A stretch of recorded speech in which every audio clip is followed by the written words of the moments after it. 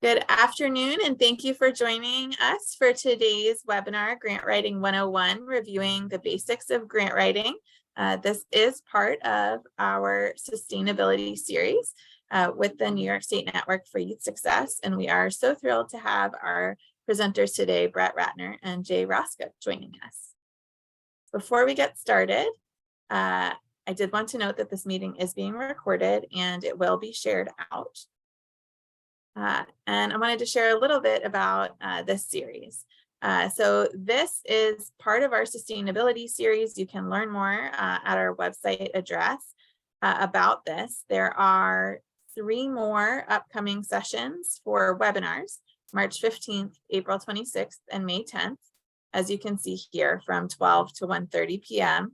We will also have a full track at our annual in-person conference, Schools Out, Make It Count, March 24th and 25th in Troy. The sustainability track will be on Saturday, the 25th. So you can learn more also on our website. I'm going to share all of the links in the chat. Our next session coming up in this series is leveraging partnerships for high quality community schools and out of school time. So that will be on March 15th from 12 to 1:30, and we hope that you will join us there. The Network for Youth Success is the state network for after school, summer, and expanded learning opportunities. We are also the affiliate for the National After School Association for the state of New York, and we're one of 50 statewide after school networks that works in partnership with the After School Alliance. We serve as the backbone for the New York State Community Schools Network and the state lead for the National Girls Collaborative Project working around gender equity and STEAM programs. We have 15 regional networks throughout the state that you can take advantage of, and all of our work is really to increase access to high quality programs and services outside of the traditional classroom. We have a lot of resources, and I will be sharing this slide deck along with the slide deck that will be shared later with everyone who's registered today. So you'll have access to this, but all of the links will be on our full resource list link, which I will add to the chat now. And that should be in there for everyone. The first link that I provided goes to all of those resources. I also wanted to share a little bit about the Child and Adult Care Food Program, which increases access to healthy meals and snacks for after school programs by providing reimbursement for those that are eligible to serve those healthy meals and snacks. You can learn more about that at afterschoolmealsny.org, and you can also reach out to me at any time to learn more about CACFP. Additionally, we are promoting the Power of Us survey. This is a first of its kind survey for the workforce. It would be very beneficial if a lot more folks in the field in the state of New York would take this survey. That will give us really good data about the workforce more broadly of folks that work with young people. So this is not just after school and school, but for anyone that works with young people where youth play, learn, and grow outside of the school day. That survey link is in the chat, and it takes about 15 minutes to take the survey. If you do so, you are entered into frequent drawings for Amazon gift cards. And this is open until the end of March. You can stay connected with us. All of these links are in the resource link. You can sign up for our listserv to get updates, follow us on Twitter, like us on Facebook, become a member. And in addition to this sustainability series, we are also restarting our Justice, Equity, Diversity, and Inclusion training series in March. And we'll have a full series through the summer. So we hope to see you at those free trainings as well. And now I will turn it over to Jay Roscup for today's workshop on Grant Writing 101. Well, thank you, Allie. I am going to be just turning it right over to Bret, really, who is our featured expert today from Good Shepherd Services. And Bret has tremendous grant writing experience and understands the distinction between really small grants and really large grants, between government grants and private foundation grants. And I'm going to chime in from time to time, just with a school perspective for any school districts on the call. And my role will be to monitor chat for your questions. Would encourage you to enter questions in the chat as we go. If I can answer them, I will. If not, I'll bring them to Bret's attention, and he and I'll commit to bit and see if we can figure out a good answer for you. And there'll also be a chance at the end of the presentation for questions for Bret. So I will log those and bring especially any frequently asked questions to his attention. So with that, we really want to ask Bret to take over the day and share his expertise. And again, please, questions in chat throughout the time. And at the end, there will be a chance to come off of mute. Would just remind folks, typical Zoom courtesy, as we're all pretty used to by now, just to stay on mute as the presentation is being recorded. And Bret, if you are ready to go, we are ready to learn. Thank you. Great. Thank you so much, Jay. And it is a pleasure for everybody to take the time to join. Thank you all so much. So as Jay said, my name is Bret Ratner, and I am the Vice President of Grants at Good Shepherd Services. And by way of introduction, so we're a large nonprofit in New York City. Our budget's about 120 million, of which roughly 80% is publicly funded through the city, the state, and some federal dollars. And then we also have a robust portfolio of about $5-6 million in private funding from about 50 to 60 different private funders, all the way from $1,500 grants all the way up through several $1 million grants. And prior to that, I have also worked in development for a couple of different nonprofits throughout the city for about 12 years. And I also worked in politics and as a journalist.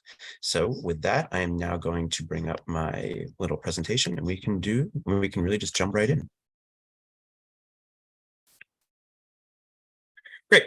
So this is Grant Writing 101. This is going to be a really granular approach to how to do grant writing. And so what that means is we'll start by walking through the difference between public and private funders and kind of how to structure your grant proposals to align to their interests. We'll talk a little bit about how to read an RFP and some tricks of the trade in order to really hone in on the key information and what it is that you should focus on.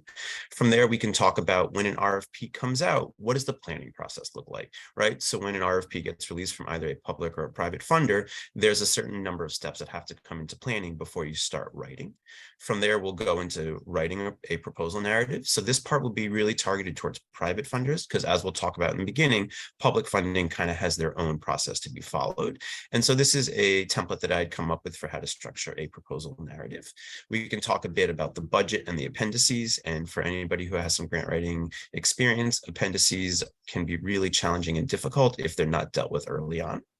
Lastly, we'll talk about identifying some potential funders, and not to give away the end in the beginning, there's no magic bullet to finding funders. It's going to, it is a long and slow process. So I have some thoughts on how to start that process. But again, from there, it really just will depend on a lot of grind and grunt work to really get yourself through. And then finally, we will open it up to questions and answers. And I believe very much in transparency. And so I will answer anything that I humanly can, as long as it's around the grant writing process. And so with that, let's start. So public RFPs. So the first thing to really know about the public RFP is that the proposal structure is 99 times out of 100 pre-scribed. So what that means is twofold. If anybody's from New York City and you apply for public RFPs through the city, they will really just come with questions themselves. And so you don't have to write a narrative. What will happen is when you log in and start the proposal writing process, the city will have identified 20, 25 questions that they want you to answer. So again, you are not responsible for crafting everything from starting to the end in terms of how you want to structure it. There really are questions that you need to answer, and those directly align to the RFP, as we'll talk about in a little while. The next thing to know about government RFPs is do not include flowery language. Stories are somewhat helpful when it comes to private funding, but when it comes to public funding, they're really not so necessary. You really just want to focus on what exactly the question asks, and very granular and very detailed. So if the question is something along the lines of like, tell us about the office space that you are going to run your program out of, you really just want to say it's X amount of square feet. And, we've had the lease for this long, and the space will include office space for staff, and it will include office space for participants. Like, you really just want to drill down on what exactly the question is asking and how it is you can answer it. Flowery language, again, as we'll get to when it gets to the private RFP, can be really helpful and beneficial, but from a public perspective, it is almost always not necessary. You really just want to talk about what exactly the question asks. And for those who have done public RFPs before, also note that they can be incredibly redundant and repetitive. I've often said to my colleagues, for the 25 questions that the city will ask, they could probably drill it down to about 5. So if you repeat yourself over and over again, that's not inherently a bad thing, as we'll get to in a little as to why that is. And then the last thing that I'll mention real quickly is, especially on the state and the federal level, the questions are not prescribed exactly, but the structure itself is. So what that means is they will say the first part should talk about a community impact statement, and then the second part should talk about program model, and third part would be evaluation, for example. And so what you want to do in your narrative is really just parrot back exactly what the RFP says right in the narrative. So if the first part of the RFP is community impact, what you want to do in your narrative is have header community impact and bold and italicized and highlighted so that it really pops out. And then you write your page or two about community impact. And then the next part is program model. Again, bold, italicized, underline, and then you write your program model. You want it to directly align to what the RFP says. And the reason for that is right here. Reviewers use a rubric to score proposals that align to the RFP. So in addition to grant writing, I've been a reviewer for the state as well as a reviewer for a number of private foundations. And when I was a reviewer for the state, the way that it works is that after you get selected to be a reviewer, they give you a rubric as to how to score the RFP. And at least in my experiences, it's always been out of a 1 to 5. So the first question, or so the first section would be community impact. And then there would be a list of questions that they would ask in regards to, did the narrative address certain points that are specifically laid out in the RFP? So the RFP would be community impact would be your first section. And then under that, include data that shows the necessity for the services and resources that you're providing. And then the next section would be talk about the community and the strengths and challenges.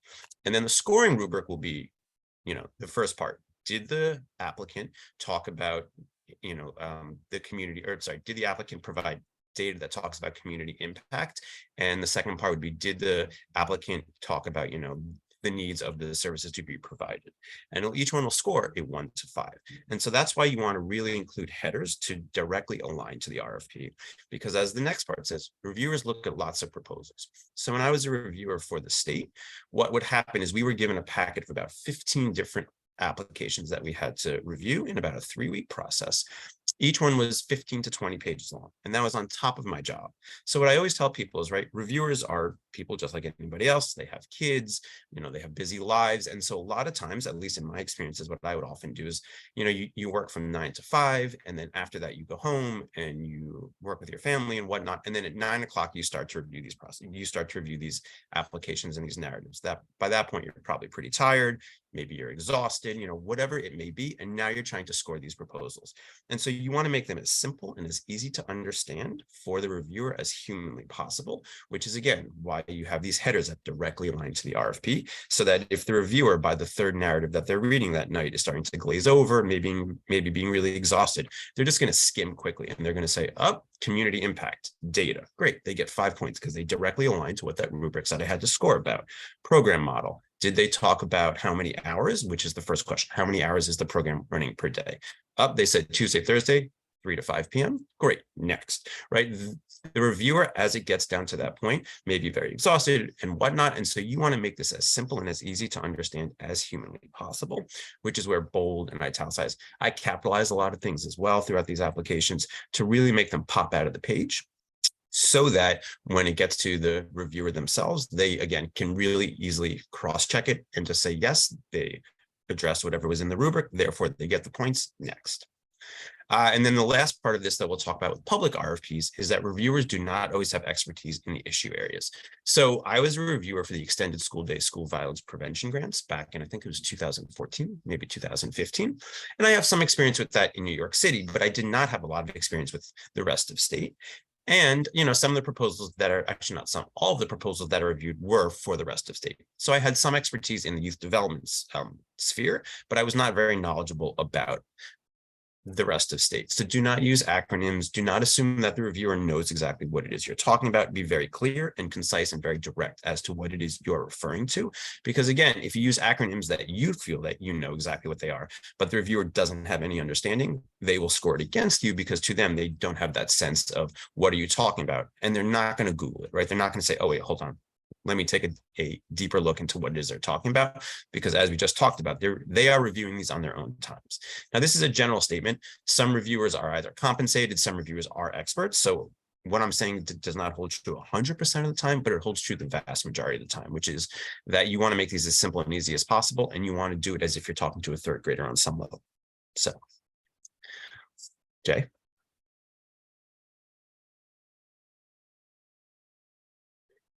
Yeah, so many nuggets there, Bret. I just, and it's all those little things that add up to grant wins. And for school partners, I just want to point out that another form of kind of a public application is like grants that you are entitled to, right? So title grants, like our ESSA funds.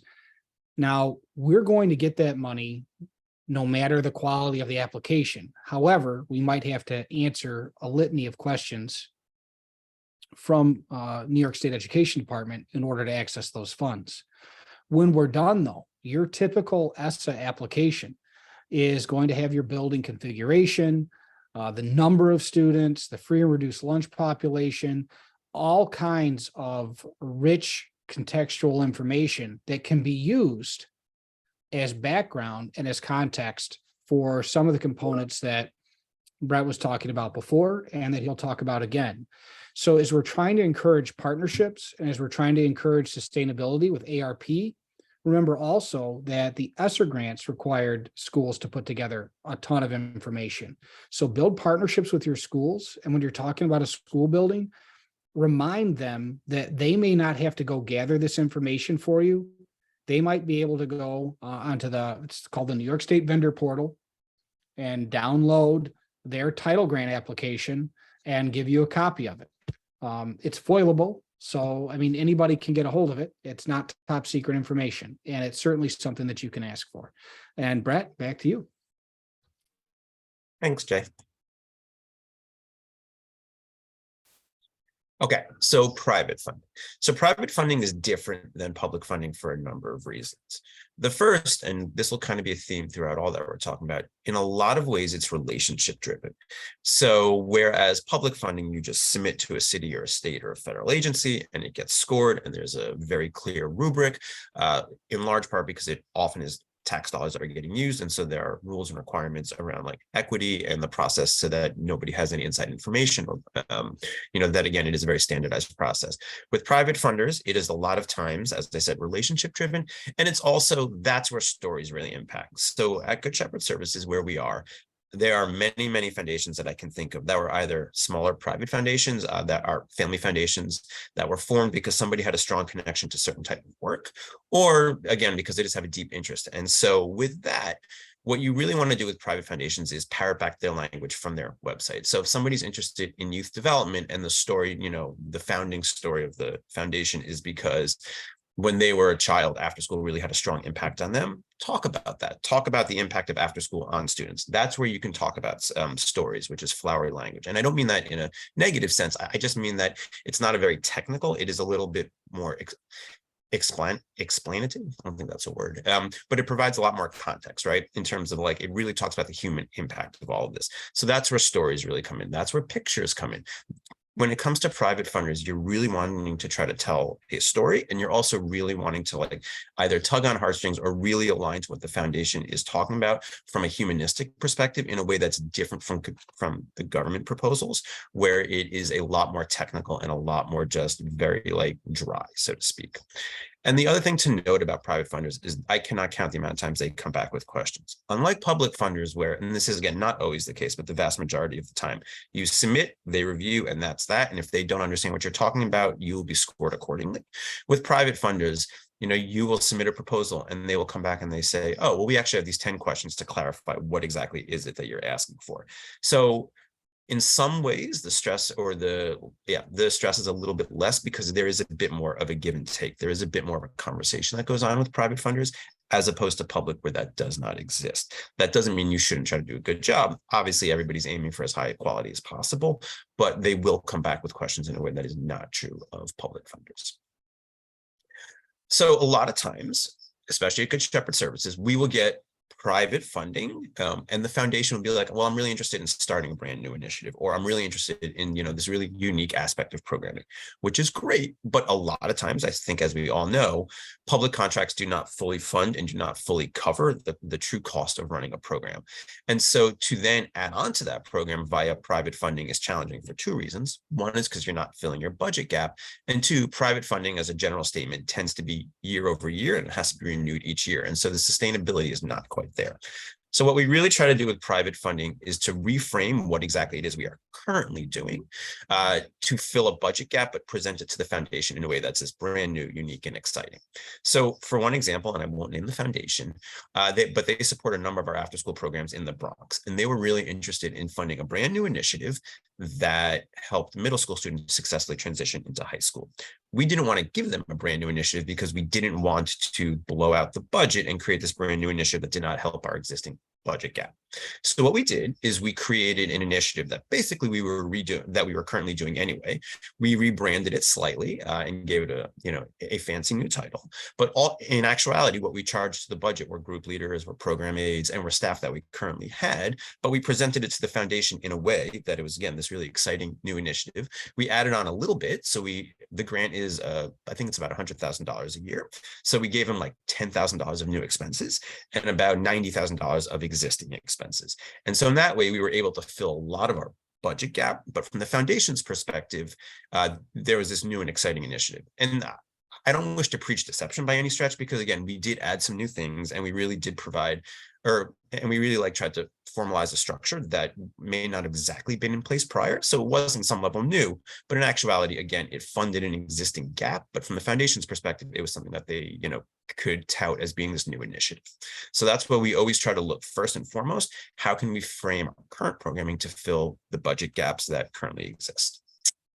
And then the last thing, kind of running counter to what I've been saying, private funders, at least some of them, not all of them, are transitioning a bit more to how the government operates. So that's longer RFPs, that's a more data-driven approach, and there are pros and cons to all of this, but that's kind of what we're seeing, at least in the New York City philanthropic world. Private foundations are nowhere near as rigid as governments yet, but we're seeing it slowly move in that direction. And now it's you, Jay. Thanks. And this is really, really important for schools on the call. A lot of times, private foundations are not as likely to give to schools. And then schools are often stuck with really strict federal grants and can't spend dollars for this, they can't spend dollars for that. So that's where it's really, really important for community agencies and schools to work together to meet the needs of people in their communities. And sometimes what we've been able to do as a school district, like if I was near Bret and I was operating a school building near him, I'd be on the phone all the time with them saying, hey, Bret, have you seen this? Or we need this. Can you look for a grant for that? And then we can contract with you here so you can provide this service, but we have this gap. Our partnerships with our local nonprofits as school districts are invaluable. When we have open, transparent communication about what our overall goals are, we can access dollars as schools. We can access supports as schools that otherwise we couldn't get. And sometimes it can be something as simple as, supplies for our gardening club or food for events for families. If anyone's ever tried to buy food with a grant, all the rules that come with that. Well, the great thing about private funds is those rules are more sparse. It's not like there's no rules, but there's a lot more flexibility. Back to you, Bret. Thanks, Jay. And yes, just to reiterate that quickly, we partner with the New York City Department of Education on a number of our private grants.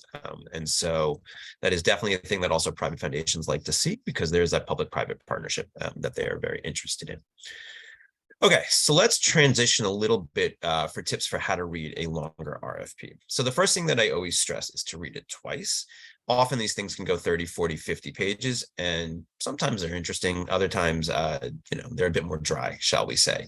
So from my experiences, the first time I read it through, I just try to understand the overall concept. What is the RFP trying to say? What are some of the goals and outcomes that they're interested in, but I don't really drill down into the granular details. So some RFPs will talk about staffing patterns, and a program director has to have 3 years of experience of supervision and 10 years total of experience. That's not something I will often catch on the first read through because, again, a 30 or 40 page document can be a bit overwhelming. So I tend to read it first, and I just try to understand the overall concept. I stop. And then the next day or so, I read it again, and that's where I really focus on the details. What's the staffing pattern that's mandated? Can you charge your full indirect rate, or can you only charge 10%?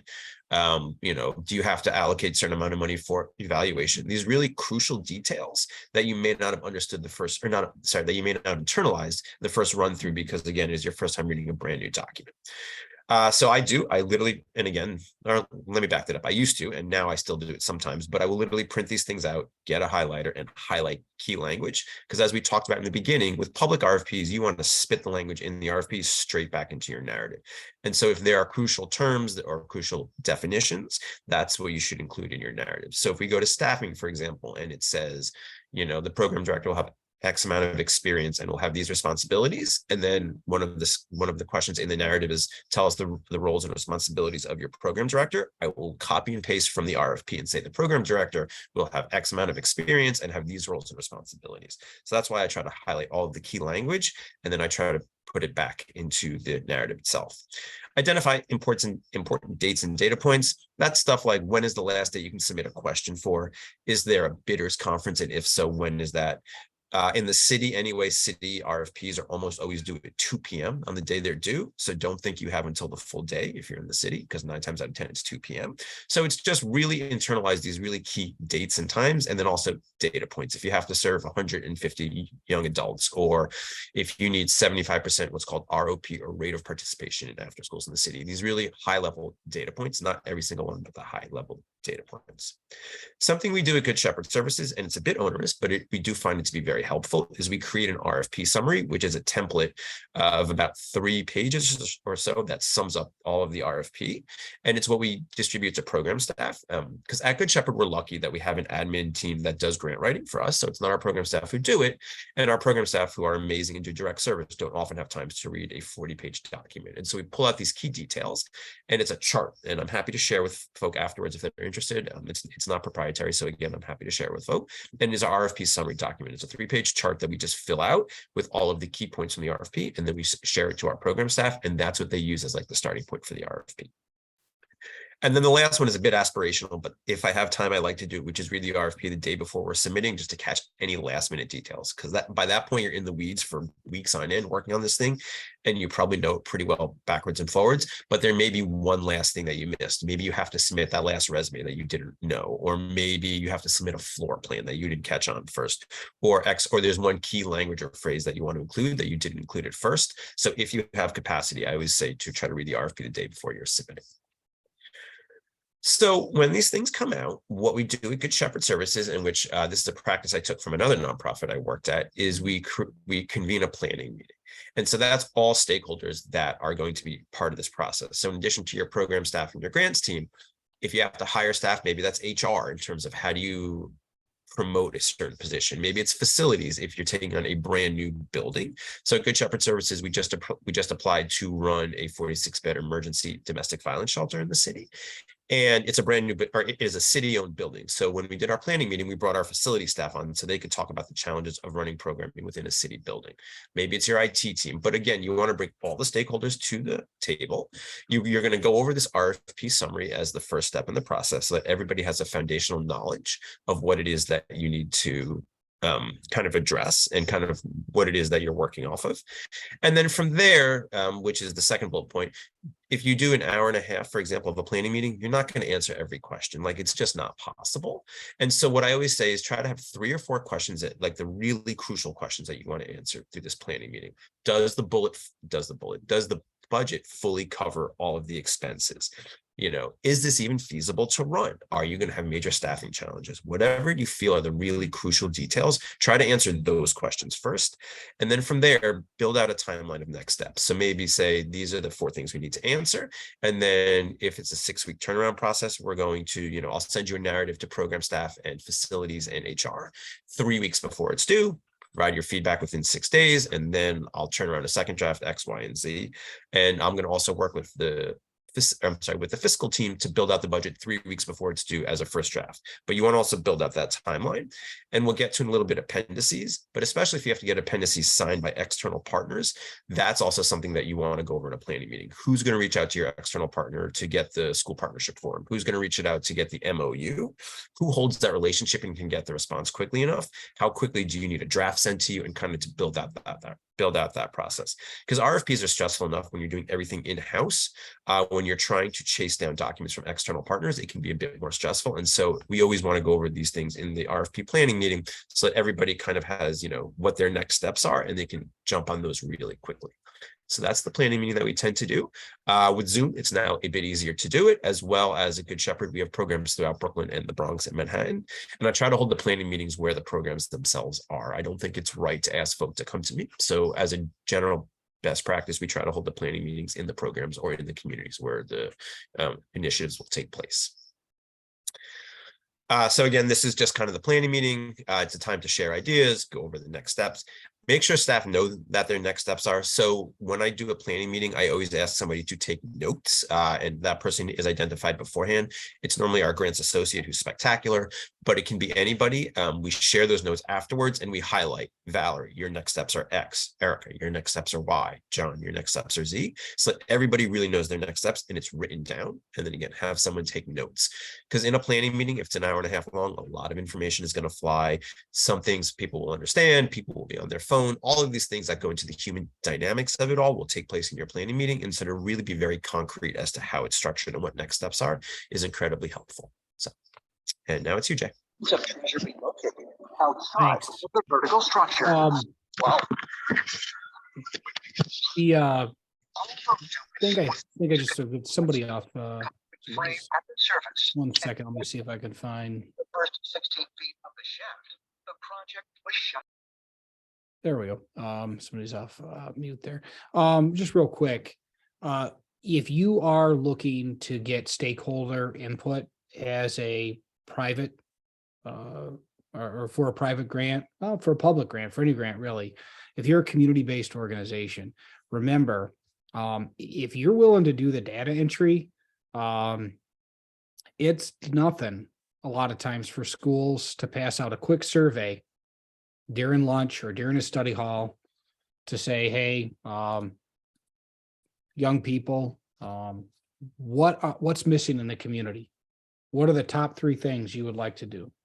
And then you're including those examples of youth voice. And especially if you're actually responding to that, not just kind of looking for the answer that you want to hear.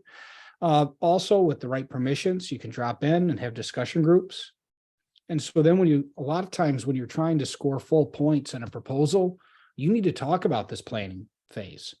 You're going to have to speak to what did you do to make sure that the program you're designing fits the community you want to serve. And a great partnership hinge for schools and for community-based organizations is that idea of voice, and really making sure that we're appreciating what's already going on and that we are listening to each other, and that there's a chance to build and enhance and expand. So, for example, you might have a focus group where you find out that there's great work and after school program already going on around maybe painting, but sculpting is a gap, or there's some great work around STEM, but boy, they're missing a drama program. And if you're able to highlight that these 3, 4, 5 students in a focus group, or these, out of 80 students surveyed, 55 said that they would really like a drama program. Those are the kind of low-hanging fruit, accessible data that can strengthen a proposal. And it strengthens the proposal because it makes it a better program, because you're really listening to the people that are going to benefit from your work. So remember that schools are a place that if you build good partnerships with them, they can be a place you can go to help keep your ear to the ground, so to speak, so you know what's going on for the young people and families that you're serving. Well, thank you, Jay. And I actually want to jump off that too, because I think that's a very important point. Often in Good Shepherd services, what we do is hold 2 planning meetings. So the first one is what I just talked about, is a really granular walkthrough of the RFP with grants team, program staff, HR, whoever it may be. But then we also try to do a planning meeting with youth or families or participants or community leaders, whoever it may be, to really try to understand both the impact of our program that we're proposing, what they are interested in, and kind of how it is we should frame the proposal, how to use a strength-based approach, really try to understand from a grassroots level what exactly it is that, or why it is we are applying for what it is we are applying. As a general statement, I do not host that part of the meeting because I am not a credible messenger in that regard. It would not be helpful for me, somebody who works in our admin office, to come in and try to lead this. I always attend, I always take notes, I always participate as appropriate, but those are really led by our program staff, and some of the richest details and the most impactful models that we've utilized have come out of these types of planning meetings. Because again, I know our programs, but I know our programs from a bit of a distance, and it's really helpful to actually talk with folk who are, who would be leading, would be experiencing, and would be participating in these programs, because it really is, that's the information that you cannot capture from an RFP, or you cannot capture from just talking to your HR staff. So that is how we do it. Again, this is not always possible. If you have a 3-week turnaround for an RFP, it may not be feasible. But that being said, if possible, we do try to host those 2 different types of planning meetings. So the next thing we'll talk about is just some tips for writing a proposal. So as I mentioned earlier, the reviewer may not know your model. So I never use an acronym without spelling it out first. And then if I spelled it out 6 pages beforehand, I spell it out again. If you talk about a location, don't just say down on J Street. So, in community X at this. And so that somebody who has no sense of what it is that you're talking about will be able to understand and internalize it, because the reviewer may, but they also very well may not know what exactly it is you are referring to. I always say details, details, details, and then more details. So instead of saying we're going to use a curriculum, what curriculum are you going to use? Instead of saying we're going to host a program in this community, where are you going to host it? In what building? Is the building ADA compliant? You don't want to get too in the weeds unless it is called for by a government proposal in that specific question. But details here, there can really add some context and perspective that vague language does not provide. And also reviewers, even if they don't know exactly your model or even if they're not very well versed, will have some sense of what it is you're talking about. And they will know if your language is very vague and seems to be a bit opaque. So where possible, include details. For those who have written grants, character counts and word counts are the devil. So I'm cognizant that sometimes listing details can knock up against those character counts, but where possible, try to include details here and there, because it will really strengthen your proposal. Make sure the information is consistent. So I can remember very specifically when I was a reviewer for the extended school day, school violence prevention, in one part of a proposal that I read, they talked about 6 staff. And I think it was like 6 pages later, they talked about 4 staff, and their budget had 7 staff. That is obviously a problem for 2 reasons. One, it gives off the impression that you don't know exactly what it is you're proposing because you just proposed 3 different staffing models.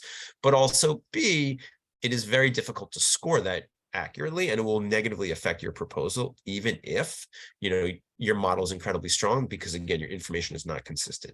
So make sure as much as humanly possible to streamline and ensure that everything is how it is throughout the entire proposal. I am also very cognizant, and I will say this very many times, that I am lucky to work for a large agency that employs grant writers. Some smaller agencies or some smaller nonprofits where folk are doing 3 or 4 times the work. This may not always be feasible, but this is where, if you have the funds to hire a consultant to do 5 hours of work, maybe you hire them to review it at the very end to just ensure everything is consistent. Or if you have the capacity, put down the proposal for 2 days and then come back to it to try to review again to just ensure that consistency, because it really is negatively impacting your score if the proposal does not hold up throughout the entire process in terms of different types of information.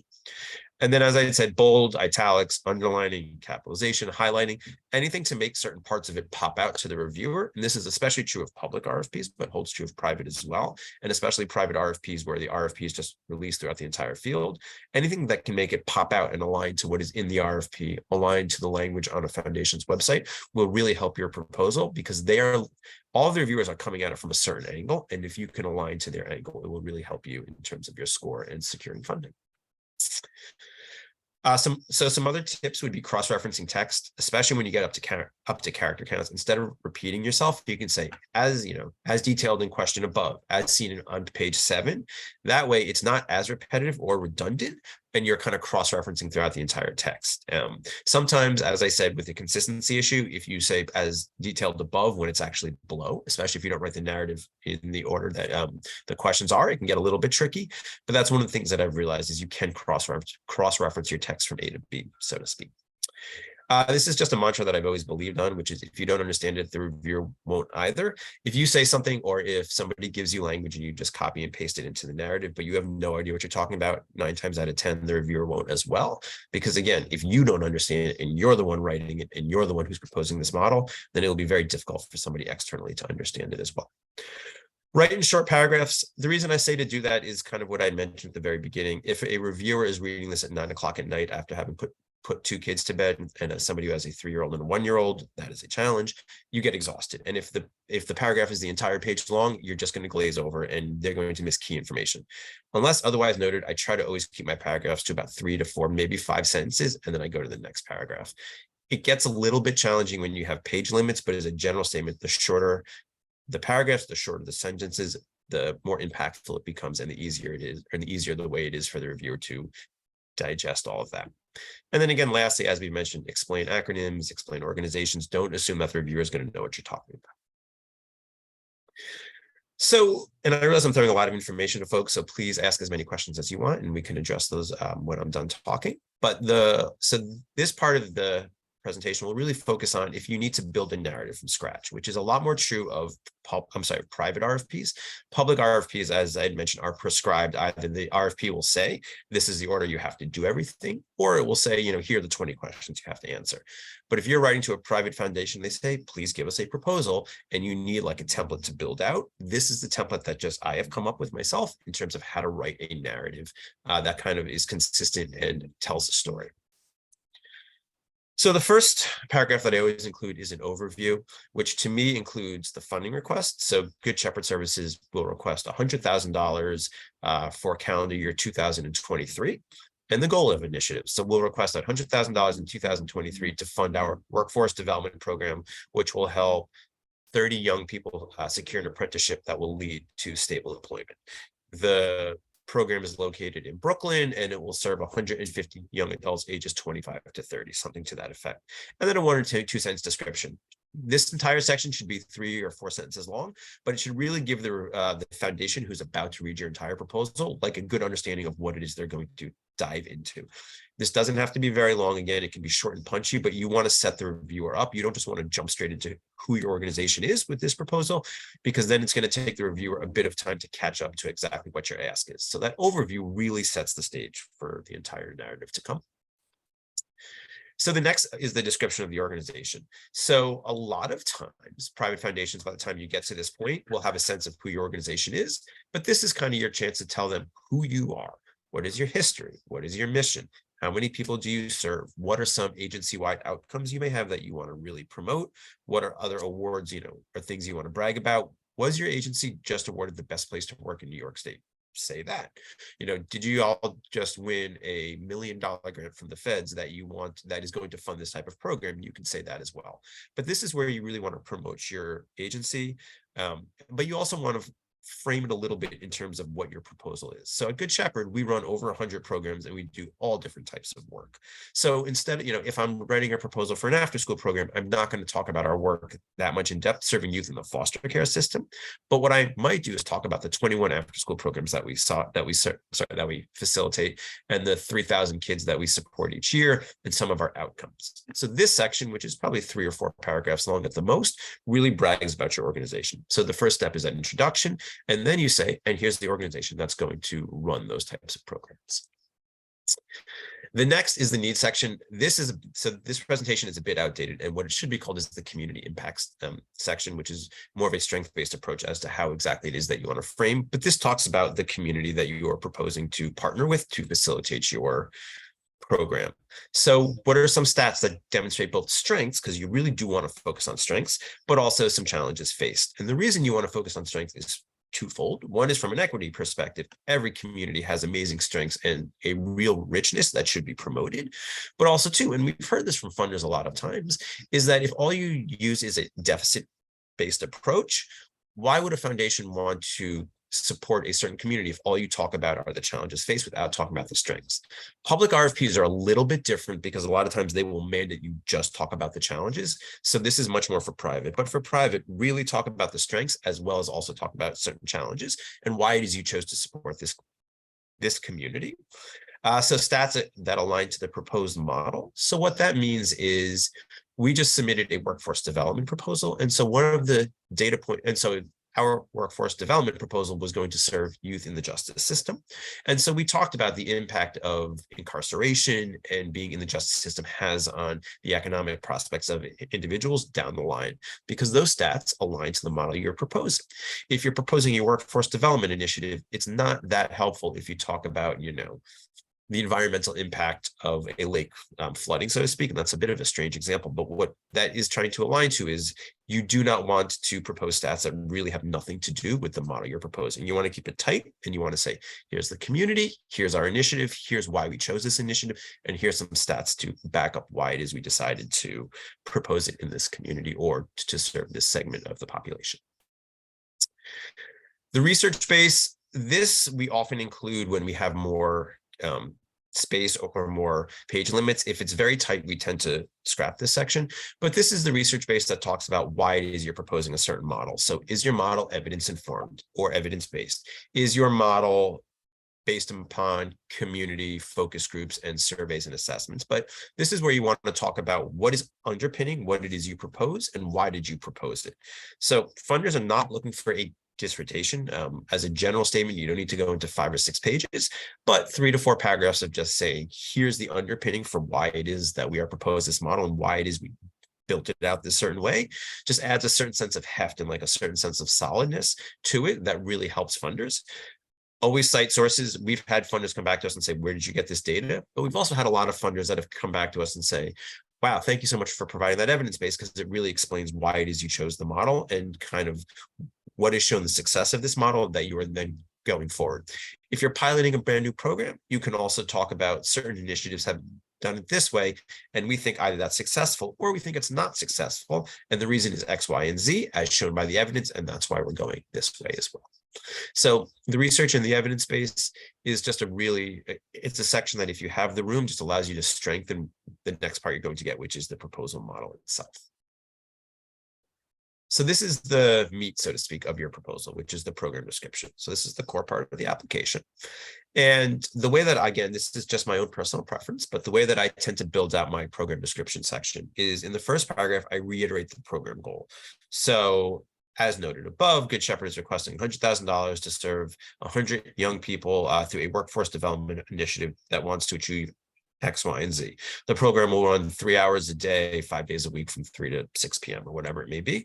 But that first paragraph is, again, really setting the stage for the rest of your ask, because it just gives folks the nuts and bolts of what it is you are proposing so that they don't have to think to themselves, wait, how long is this program? How many people are they serving? What's their ask again?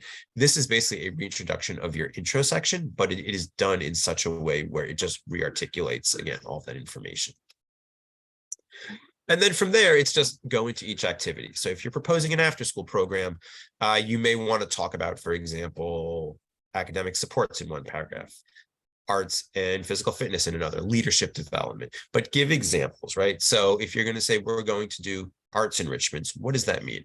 It means we're going to do these types of dance classes, these types of visual and creative arts, and these types of physical fitness classes, such as soccer, football.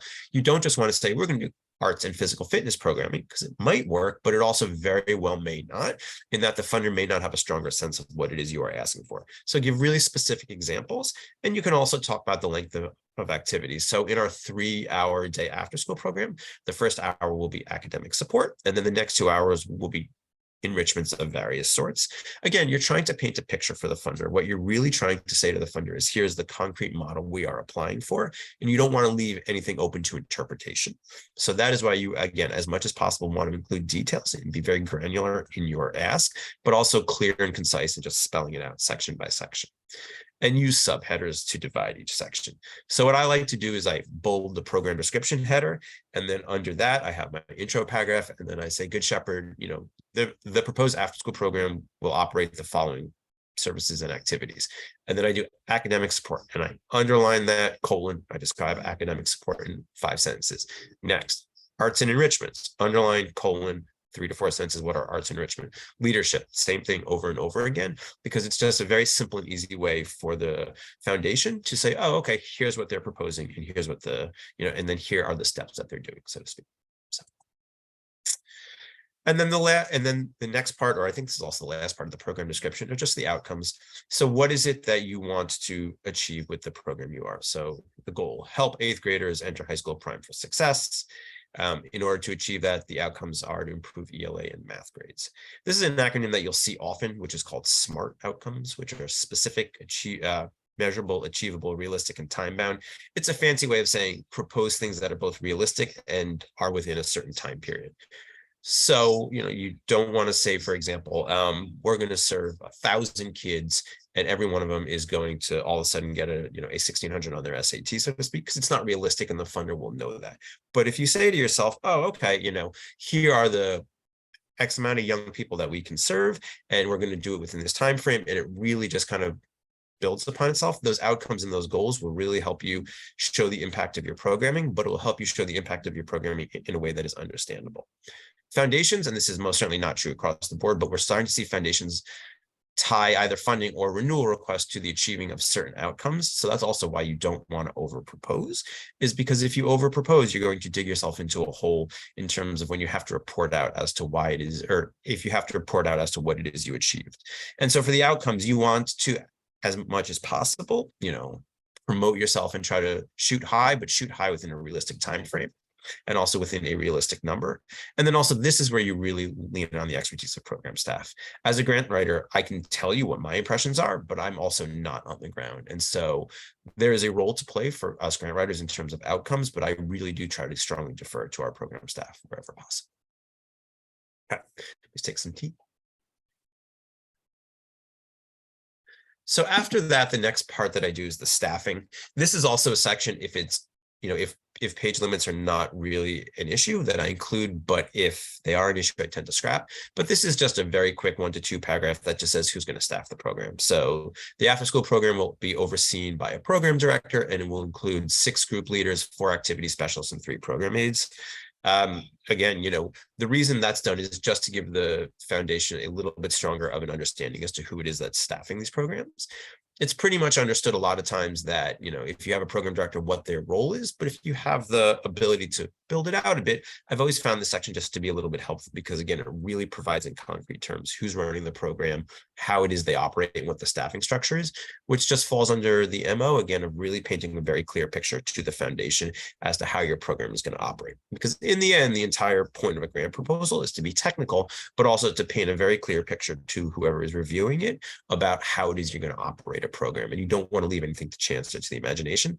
So if you have the capacity, a staffing structure and a staffing paragraph just kind of helps address whatever may be outstanding questions.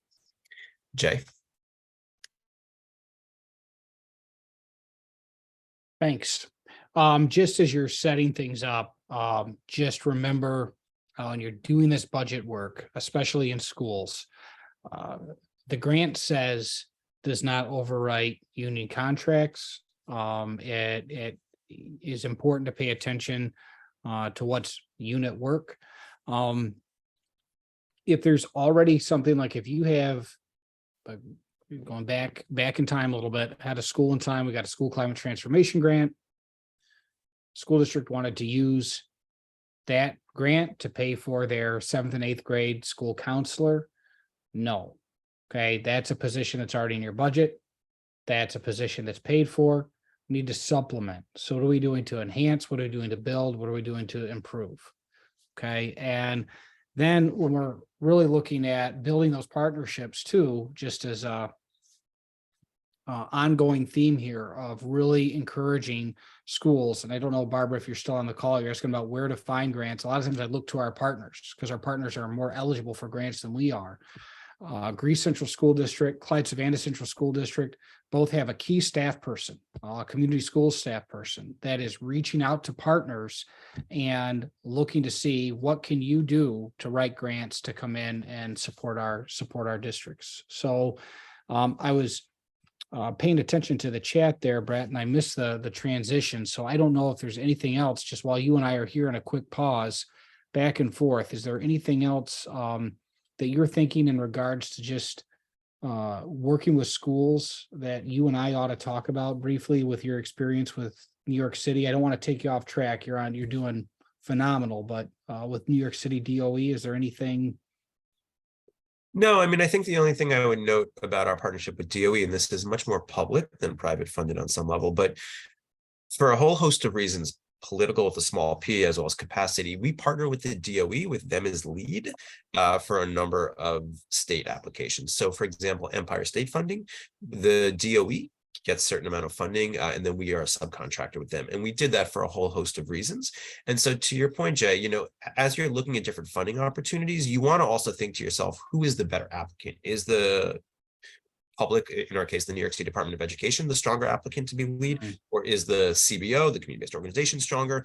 And who brings what skills and who brings what resources to the table? Because it's not always as simple as, well, one qualifies and one doesn't. Maybe they both qualify, which in that case, who is the better applicant? So we have a strong working relationship with DOE, and we often approach it that way as well. I think that makes a ton of sense. And just again, a grant cannot upend the way things work in a culture or in an organization. You know, and it's really important to operate within those norms if you want your grant to be functional.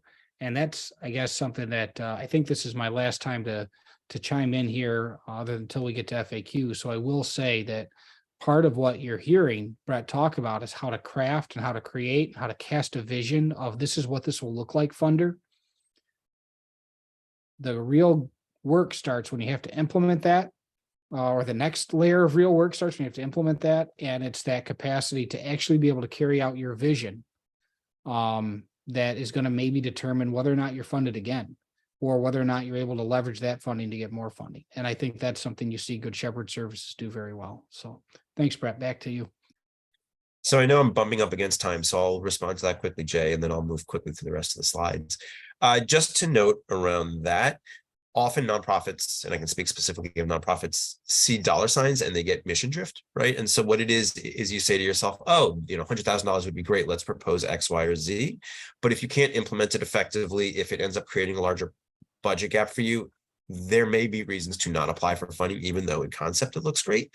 But when you actually start drilling down into what it is you have to apply and how you have to go about implementing that initiative, that really cause folk, especially again, in my case, Good Shepherd Services, to not want to apply for it. So just that is where the planning meeting comes in, to be very critical of what it is you're looking at to make sure it really is a good fit. Okay, so this is the evaluation section. And again, it's the last after the outcome section. Basically what this is saying is this is how we're going to evaluate our outcomes. We're going to do surveys. We're going to do focus groups here. The tools we're going to use. Some public RFPs mandate that you partner with an outside agency. So in that case, who is the agency? Who is the nonprofit you're working with? And again, do they qualitative or quantitative research? This doesn't have to be longer than a couple of paragraphs, but it just kind of gives a stronger understanding of here are the outcomes we proposed. Here's how we're going to actually track them.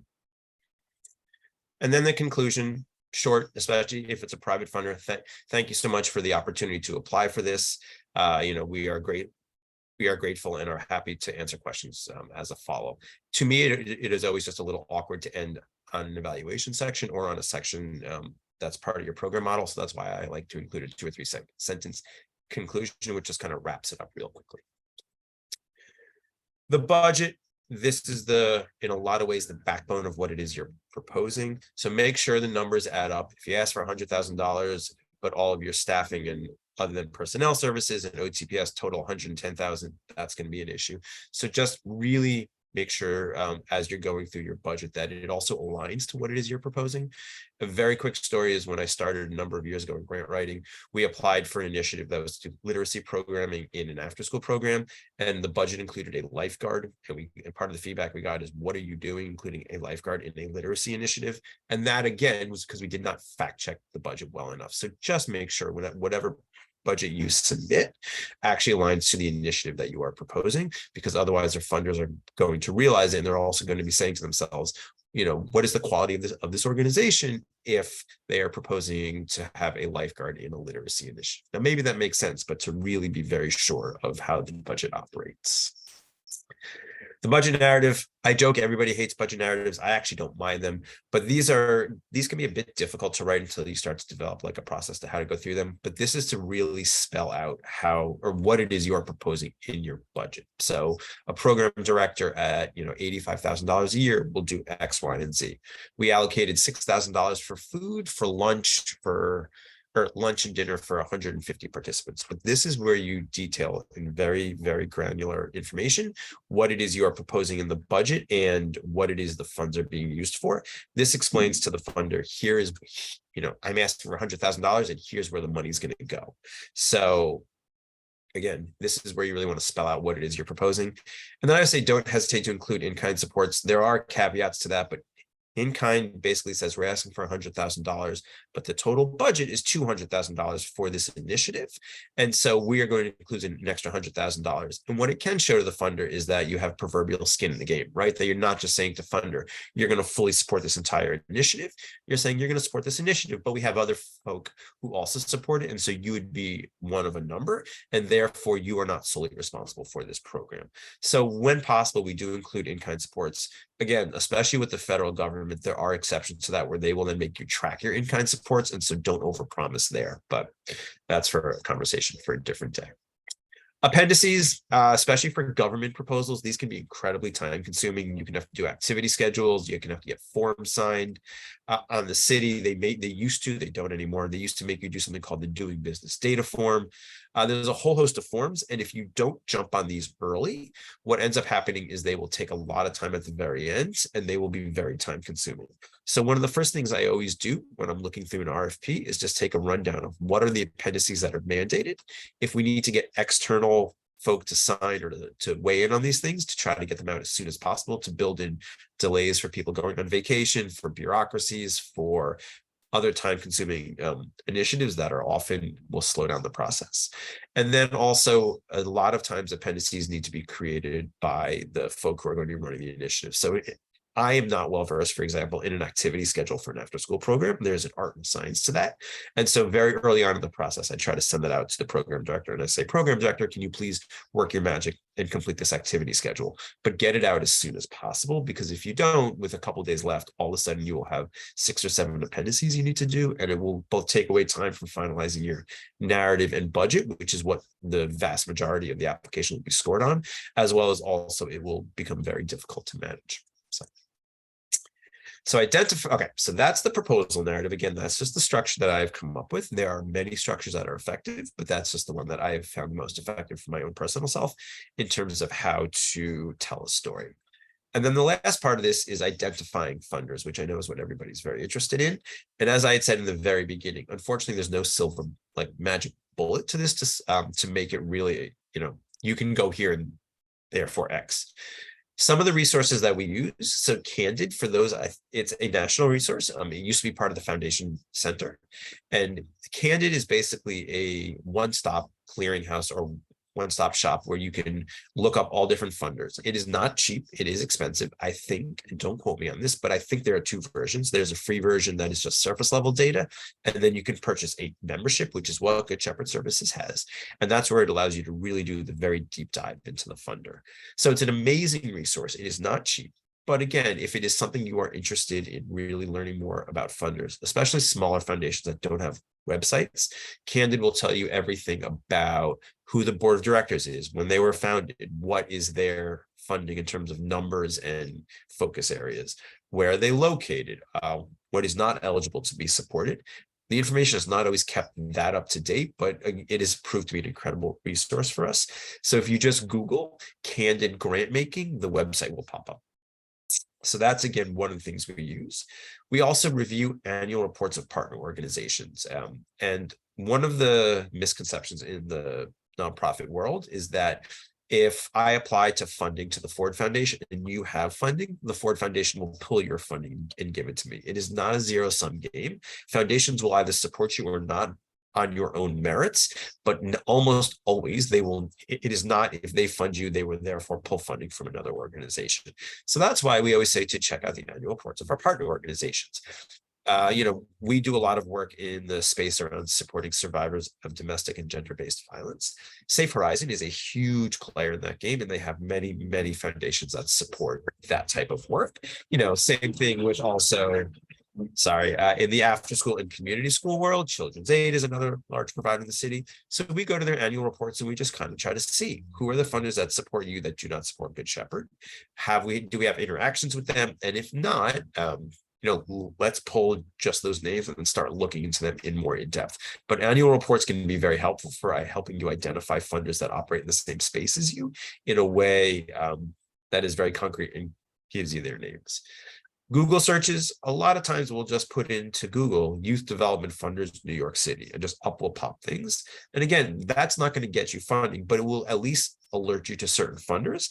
And then you can go to their websites, and sometimes they'll have press releases on their websites that says this funder partnered with that funder to support XYZ initiative. Oh, who's that other funder? Then you go to their website. A lot of times foundations will also list staff who work in certain program areas. So if you Google search and find the foundation website, that can be your contact to then send an email to introduce yourself. But again, a lot of times Google searches are really a very effective way to start just pulling names and identifying initial funders. Asking existing funders. One of the things to note about that is a quick story. We were just invited, we being Good Shepherd, to submit a $400,000 request over 2 years to a private funder that we got introduced to from a current funder of ours. We said, current funder, we have this program that's really impactful, but unfortunately, through a whole host of reasons that were outside of our control, it lost a lot of funding. Do you know anybody who operates in this space? And they said, why, actually, yes, we have another foundation that we work with that has been trying to find some new grantees that works in that space. Let's make the introduction for you. And so they did. And what also made that very effective is the existing funder could then tell this potential new funder, they're a really impactful organization. We've supported them for years. They can vouch for us. And so that's why, again, work with your existing funders, work with your existing community partners, work with anybody who you can to see if they can introduce you to other new funders, because it is a huge world, but a very small space. I always joke, New York City is a city of 8 million, but in a lot of ways, it's a bunch of small villages. And this is one of those ways. Before I get to the next thing, and this also holds true of Candid, I'm not promoting any specific resource. Like, I have no skin in this game. These are just some of the resources that we use. But again, I use whatever resources you find effective. I am not vouching for any of them, so to speak, other than to just say, here are the resources we use. But I must get 30 newsletters a week from the New York Nonprofit Press, the New York State Network for Youth Success, PACE, all of these other funders. And they will a lot of times include at the very end list of RFPs that just came out, or, here are some new foundations doing work in this space. And all you want to do is just flag them and then start drilling down, go to their websites, do Google searches, try to find press releases, but try to, just pull names as a starting point. And then networking events. So where I work, as I said, we're a very large nonprofit, $120 million. Our executive director often attends events for other funders, honorees, awards dinners, and she's always trying to promote Good Shepherd services in our work. And we've pulled a lot of funders by just networking events, all private funders, but our executive director will just start chatting her up, and a funder will say, oh, that's really interesting. Can you send us your annual report? That's step one. Then you follow up a couple weeks later. Can we schedule a phone call?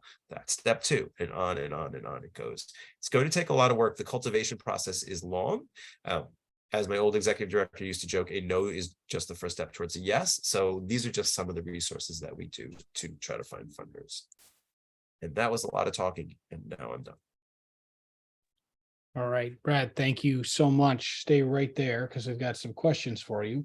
Carrie was wondering if you could talk a little bit more about invitation only funding and what that and Carrie, if you're still on the call, please step off of mute, if you will, and add any context to your question if you would like to do so.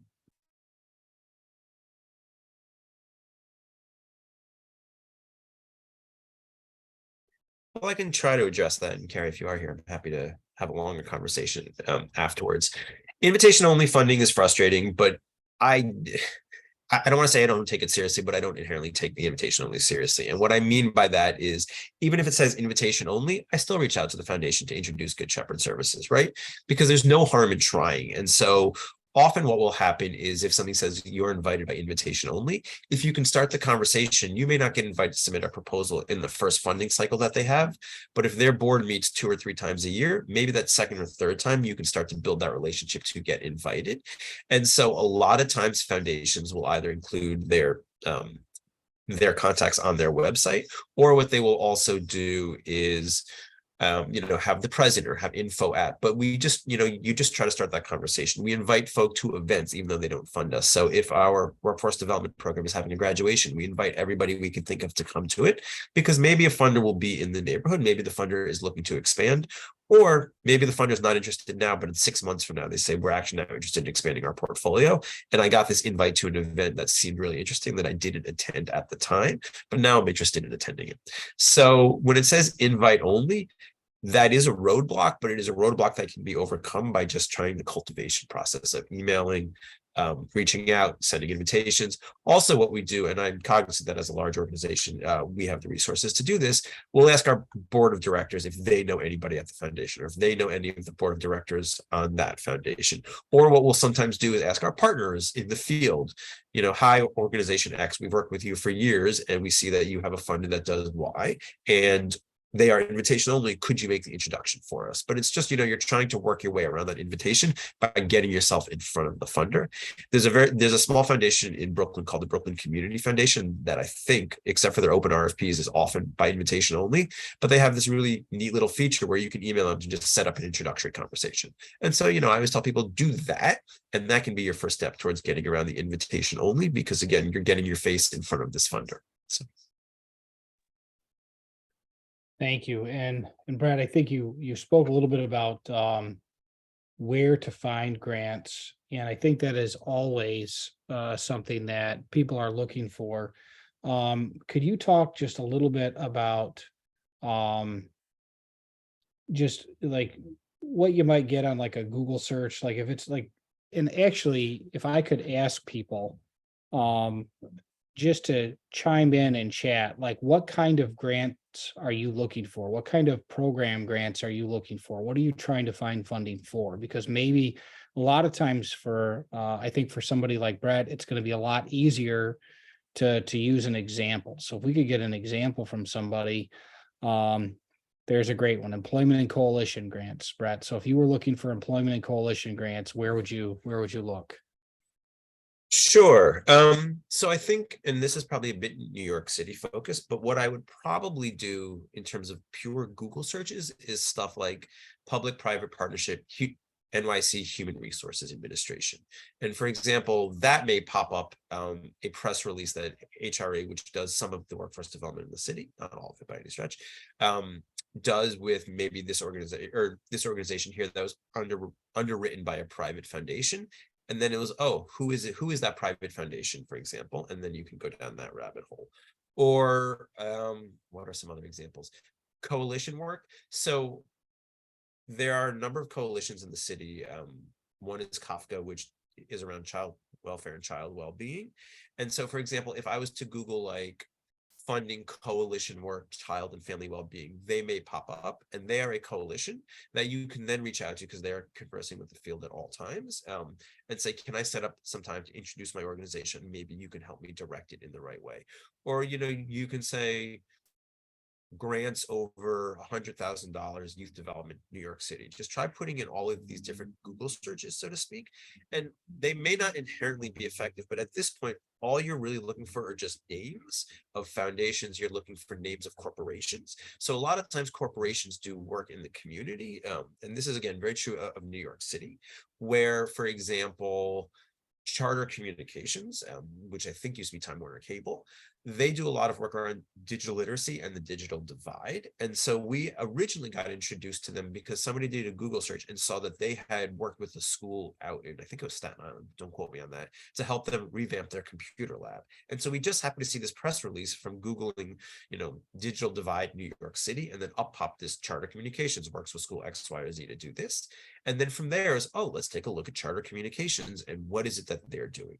But when it comes to Google searches, all you're really trying to do as a first step is find press releases, even if they're a couple years old, find foundations, find corporations that work in that space. And once you get that information, it's then like a little bit of a detective work as to how do you then go about using that name, that information to find out what is the process for submitting a grant, what are the focus areas. But the first step is really just finding names and really just trying to find like avenues to get yourself in front of these organizations as an introduction. Brad, just want to chime in on something that you said before, which is the research component, right? Like, if you're looking for something, see who else already has it and see where they got it from. And again, that Form 990 that you referenced, or I just want to echo what Bret is saying. I'm not saying anything new here, but it's that somebody somewhere has dollars to do what you're doing. Where do they get them from? Okay. And see if you can find that same kind of funding stream, especially in your locale. And if I was to call Bret and say, gee, you just mentioned you're opening this huge shelter to support all these families. We have that need in Wayne County. Brad and I are not competing at all. We're operating in completely different geographic buckets for dollars. So I can really look and see, gosh, how did he put that together, and see if I can learn from that. And I could ask then somebody as well in Buffalo and maybe somewhere else in the North Country and really look around to see what I could find in partnership with others. So I think always building your network is a great idea. And I want to really draw us to a close with that emphasis that you can always reach out to the network for youth success. And they've been a place that I go to find resources. And if you're wondering how to figure something out, I would encourage you to reach out to Allie, to reach out to Timothy Fowler, to reach out to Kelly Sturgis and the other folks that you see listed on staff there. And just know that there are a host of people at the Network for Youth Success that are all about doing good work. So I see a question, able to provide some independent financial auditors that serve nonprofits. So auditing and grant management is certainly a segment, right? When you win the grant, you have to be able to manage it well. I have a couple ideas, but let me see. Bret, do you know, and it depends a little bit on your area a bit too, I think. Sorry. I'm actually not very well versed in that. And again, I'm lucky to work for a very large nonprofit, and we have folk who work with our auditors on a daily or weekly basis, but that's not really my team. So I know we do have an independent auditor, but I unfortunately can't speak very strongly to that. Yeah, and Dr. Lamour, I hope I'm saying your name properly. What I sometimes suggest is that building of relationships and partnerships, sometimes our larger nonprofits are willing to, they've got a, like if I said to Good Shepherd Services, hey, I've got literacy volunteers, it's $150,000 budget a year. Is there some way we could work something out where we could pay a nominal fee, or you could help us with our small amount of bookkeeping? May be able to work that out. So I think, again, that network answer is going to be the same one. Ask people that have it, where they got it. And sometimes they're willing to share, especially if a shared cost is a reduced cost for everybody. I'm not sure if that's helpful or not, but might be a start. Yes. Thank you so much. That's very helpful. Is it possible for me to get your contact information that perhaps I can network with your organization? Yes, I'll put my contact in the email just now. And Allie, I'm going to ask if you could put your contact in as well. And I just really want to thank everybody for your time today. And I am putting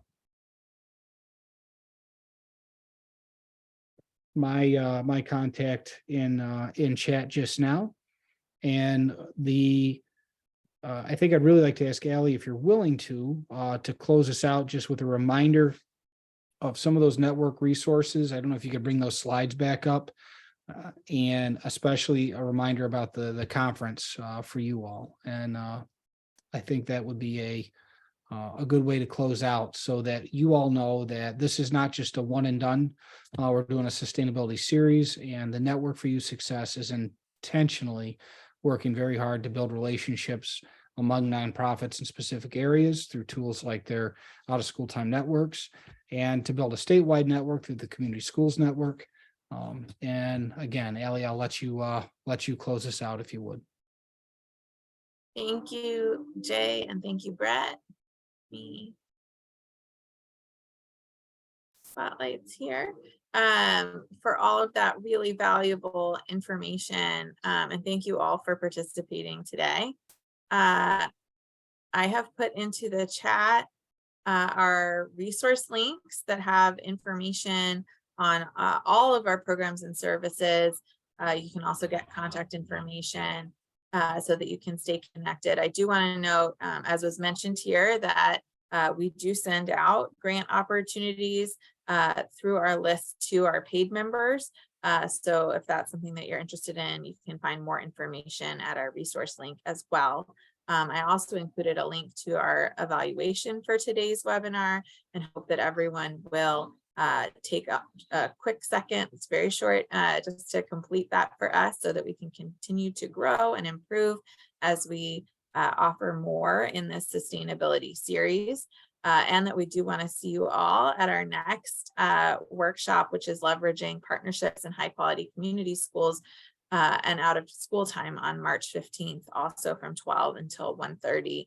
And I did put that into the chat. We will be following up with all of you with this recording, some of the resources that were shared, the slides, and tips that were in the chat as well. And as Jay mentioned, we will be continuing this again at our annual conference, which is taking place on March 24th and 25th in Troy, New York. That is Schools Out, Make It Count. And we would love to see you all there. We do have a wonderful sustainability series that'll take place on Saturday that is moderated by Jay.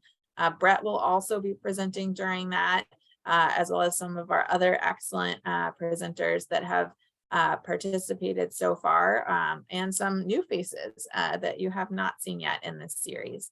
If you go to our site and to the resource links to go to the sustainability series site, you can also find recordings of all of the previous webinars that we've hosted, so that you can benefit from the information shared there as well. If there's anything else that you all need as you're thinking about sustainability, then we hope that you will reach out. Jay and I have included our information in the chat. Again, I'm going to put the network resource links back into the chat. You can get everything that I've mentioned right there at that link. Thank you all again. Thank you so much to Jay and to Bret for being with us. And I will be stopping the recording shortly, but we'll stay on for a few minutes if there are other questions that we can get to. Thank you all.